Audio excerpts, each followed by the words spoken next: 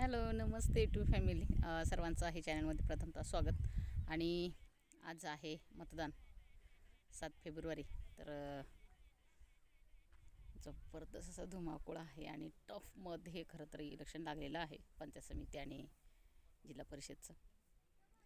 तर आज मतदानाचा विषय आहे, पण महिलांनी अचानक मिटिंग लावलेली आहे, तर सुट्टी पण आहे सगळीकडे. खरं तर गव्हर्नमेंट सुट्टी आहे, पण कामच आपलं महिलांसाठी चाललेलं आहे, त्याच्यामुळे मी काही कारण दिलेलं नाही आहे.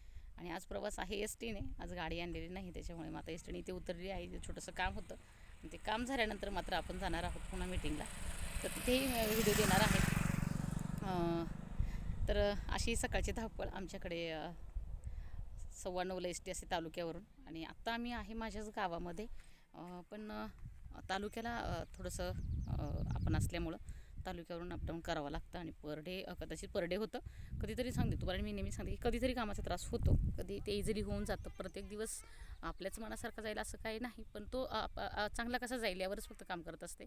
तर म्हणतात चला, महिलांचं त्यांच्या वेळेनुसार मला खरं तर नियोजन करावं लागतं. त्यांनी बोलवलं की आज महिला शेतावरच आहेत, सुट्टी तर नाहीच, शेतकऱ्याला कसली सुट्टी आली. तर मग त्यांचं म्हणणं आलं की आज आम्ही वेळ देऊ, मीटिंग लावाच आमची. तर मग त्या मीटिंगच्या दरम्यान थोडा वेळ आहे माझ्याकडे. मग एस टीने उतरली तर आईची भेट झाली. आईला छोटीशी मला भाजी द्यायची होती, खरं तर डब्बा द्यायचा होता, आणि मग डब्बा दिला. आणि आई रस्त्याने पार झालेली आहे. आईला फार लांब जायचं होतं, ती इथे येऊन थांबली होती एस टीच्या आधी. सकाळीच कॉल झाला होता की मी आई येते तुझ्याकडे म्हणून. आणि तिच्याकडं थोडंसं पाणी सोर्स आहे, तर मेथी फार छान केली होती आईने. मग ती मेथीची भाजी आहोंना फार आवडली, टेस्ट आवडली. खरं तर ऑर्गॅनिक काय आहे ते पूर्वी चालायचं.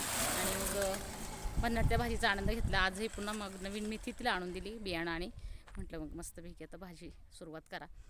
तर असं सगळं शेड्यूल असतं, सकाळी पटपट आवरणं किंवा निघणं.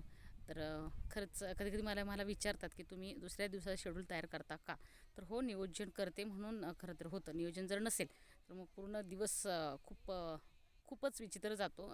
नियोजन नसल्याने धावपळ होते, ताण येतो. थोडंसं नियोजन केलेलं असलं की मग भन्नाट आणि भारी वाटतं. पण आता बाहेर निघायची काही भीती वाटत नाही, त्याच्यामुळे इट्स ओके म्हणायचं आणि निघायचं. आजचं खरं तर कॅन्सल झालेलं होतं की चला आज मी रिलॅक्स आहे, मी आज तालुक्यालाच असणार आहे.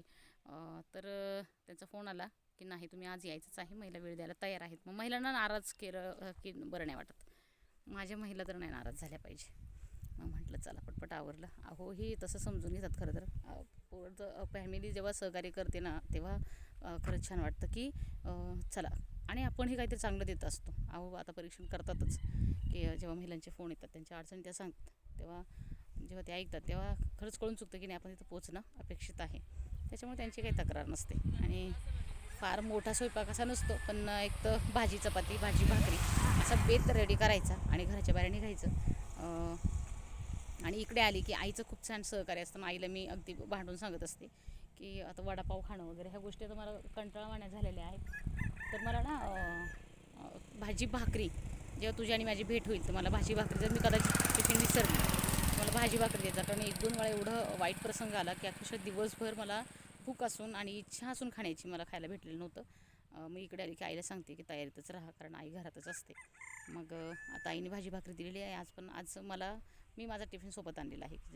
3-3:30पर्यंत मला काम करायचं आहे, मीटिंग्स अटेंड करायच्या आहे. त्याच्यामुळे मग मी ही तयारीनिशी चाललेली आहे, जेणेकरून मलाही त्रास नको आणि बाकी फॅमिली मेंबरलाही त्रास नको. तर अशी दिवसाची जर्नी होते, अशी सुरुवात होते, अशी दिवसभराची धावपळ असते. आणि त्या धावपळीत खरं तर काम चालू असतं. आणि आपण ओतूनच त्या महिलांसाठी घेतलेलं आहे, त्याच्यामुळे मला ते कारणं द्यायला मलाही असं आवडत नाही की आज मला पॉसिबल होणार नाही किंवा मला जमणार नाही. मग मला ते नको वाटतं ते कारणं द्यायला, कारण आपण कामच ताई आणि बाईसाठी करतो आहे आणि त्यांच्यासाठी काम आहे. आणि जर त्यांचा फोन येत असेल, त्यांच्याकडून जर माझं प्रश्नाचं उत्तर सुटत नसेल, तर मग माझं काम तरी काय उपयोगाचं. आणि मग हे असं ते धडाडीचे ते निर्णय घ्यावे लागतात, वेळप्रसंगी बदलावं लागतं. तर चला, खूप छान छान कमेंट्स करतायत, खूप धन्यवाद. आणि खूप छान वाटतं खरं तर काम करायला. खरंच फॅमिली मेंबर जॉईन होत आहेत जास्तीत जास्त, आणि छान छान कमेंट्स येत आहेत. फक्त माझी एक रिक्वेस्ट आहे आता आपल्या सर्व फॅमिलीला की आपला व्हिडिओ कुठून बघतायत तेवढं फक्त कमेंट्स करून सांगा. खूप छान वाटेल आणि नेहमी तुमचं धन्यवाद आणि वेलकम असेल आपल्या चॅनलवर. शेवटपर्यंत व्हिडिओ बघितल्याबद्दल धन्यवाद.